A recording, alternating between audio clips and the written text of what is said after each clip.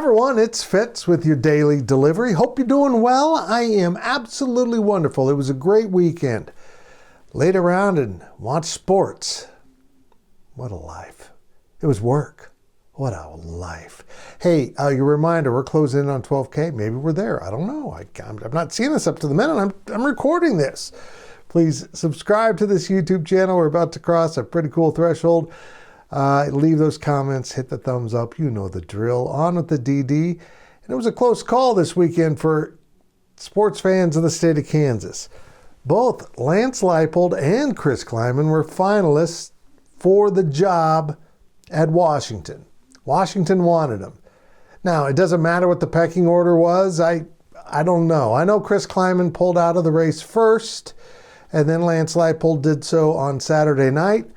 And eventually the job went to Arizona's Jedd Fisch, who is a great coach and a loss for the new Big 12, because I was looking forward to Arizona football kind of being on a roll coming into the new conference, and now they're going to be rebuilding with a new coach and lots of players in the portal. You know how it works nowadays. But if there was any doubt about Chris Klieman's intent to stay at Kansas State for a while, well, it should be answered right now, because Washington came after him with a huge financial deal. I don't know the exact numbers. There's been some numbers floated that are way too high, but it was still a significant possibility of him getting a lot more pay. And he said no. He wanted to stay here. There's a lot of reasons, but this is where he belongs. This is where he wants to do his thing.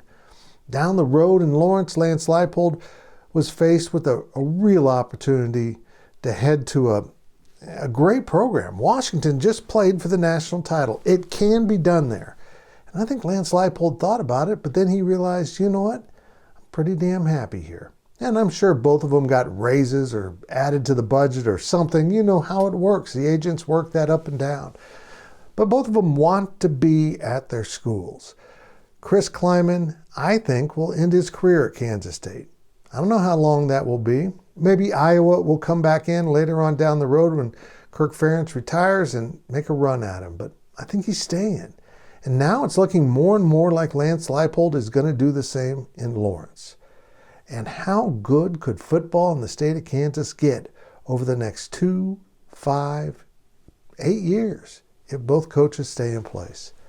It could be epic. It could be incredible. And as we go into a new era of college football in which the Big Ten and SEC will see themselves as a step above, and financially they will be, this could be a common occurrence.